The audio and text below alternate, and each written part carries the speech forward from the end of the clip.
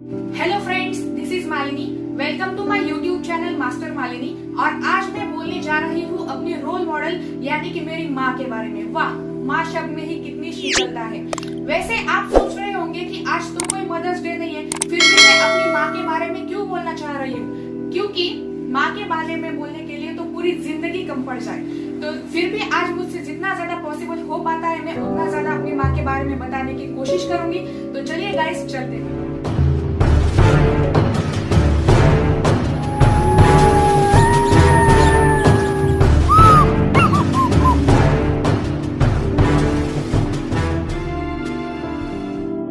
मेरी माँ का नाम उषा है।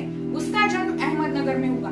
बचपन से ही बहुत सारी कठिनाइयों का सामना करना पड़ा था। 6 बहनें थी, 2 भाई थे, बहुत बड़ा परिवार था और पूरे के पूरे परिवार की जिम्मेदारी सिर्फ मेरे दादाजी के ऊपर थी। इसीलिए मेरी माँ को बचपन से बहुत सारी चीजों का सैक्रिफाइस करना पड़ा था। लेकिन मेरी माँ ने कभी भी ये नहीं दर्शाया कि उसे किसी चीज की कमी महसूस हो रही थी। मेरी माँ जब 4th क्लास में थी तभी दादाजी का निधन हो गया। पूरी परिवार में एक अकेला कमाने वाला इंसान अभी चल बसा था। कोई और होता तो उसका आत्मविश्वास टूट जाता, लेकिन मेरी माँ ने जैसे तैसे अपने आप को संभाला।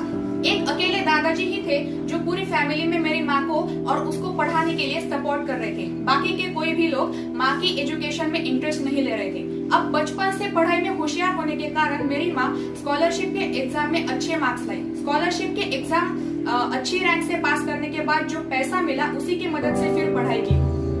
अब पूरे परिवार में ऐसा कोई भी इंसान नहीं था जो मेरी माँ जब स्कूल जा रही हो तब उसे खाना बना के खिलाए।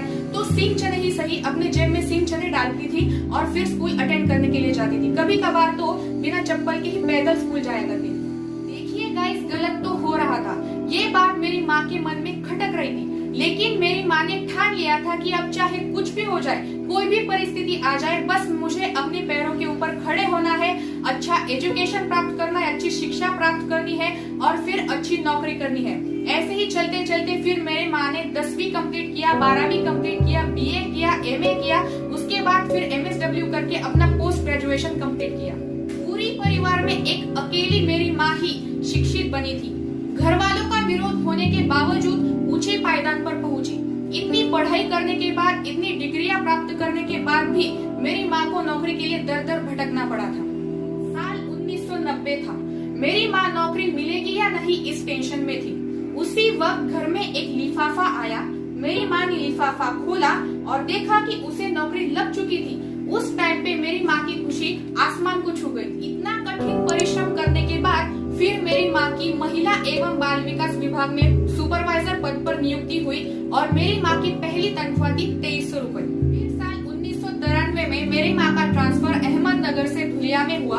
फिर साल 1995 में मेरी माँ की शादी मेरे पापा के साथ हो गई। फिर 1996 में मेरे बड़े भाई अविनाश का जन्म हुआ और मेरे बड़े भाई अविनाश का जन्म होने के बाद उसकी देखभाल के लिए मेरे पिताजी ने नौकरी छोड़ दी। मेरा बड़ा भाई पेट में होने के बावजूद भी मेरी माँ चलती रही, काम करती रही ताकि परिवार को किसी भी चीज की कमी ना महसूस हो। फिर साल 2002 में मेरा जन्म हुआ। मेरी माँ ने हम दोनों को पढ़ाया, लिखाया और इस काबिल बनाया कि मैं आपके सामने दुनिया के सबसे बड़े मंच यूट्यूब पर बोल पा रही हूँ। मेरी माँ ने करीब करीब 30 साल तक नौकरी की। 30 साल की नौकरी करते वक्त मेरी माँ ने बहुत मेहनत की, बहुत कष्ट उसे सहना पड़ा। लोगों को लग रहा होगा कि ये औरत इतनी आगे चली गई, लेकिन उसके पीछे की मेहनत जो उसने की वो किसी के भी नजर नहीं पड़ी। पूरी 30 साल की नौकरी में मेरी माँ ने रिमांड होम के अनाथ बच्चों को अच्छा खाना और अच्छा एजुकेशन यानी कि अच्छी पढ़ाई देने का प्रयास किया। कभी किसी की माँ बनी तो कभी किसी की गुरु बनी और फिर मेरी माँ 31 मई 2019 को जनमाहिती अधिकारी पद से रिटायर हुई। इतना नाम कमाने के बाद, इतनी शोहरत कमाने के बाद भी मेरी माँ घर का काम कर लेती है। उसे ना कहा जाए फिर भी करती है। वो कहते हैं ना, जब एक रोटी के 4 टुकड़े होते हैं और खाने वाले 5 होते हैं तो मुझे भूख नहीं है, ऐसा कहने वाली सिर्फ और सिर्फ माँ होती है। इससे आपको क्या सीख मिली? चाहे कैसी भी परिस्थिति हो, लेकिन अगर आप किसी चीज को पाने की ठान लेते हैं तो वो चीज आपको जरूर मिलती है। तो इसीलिए मैंने आपको शुरुआत में ही कहा था कि मैं अपने रोल मॉडल, अपने आदर्श यानी कि अपनी माँ के बारे में बोलने जा रही हूँ।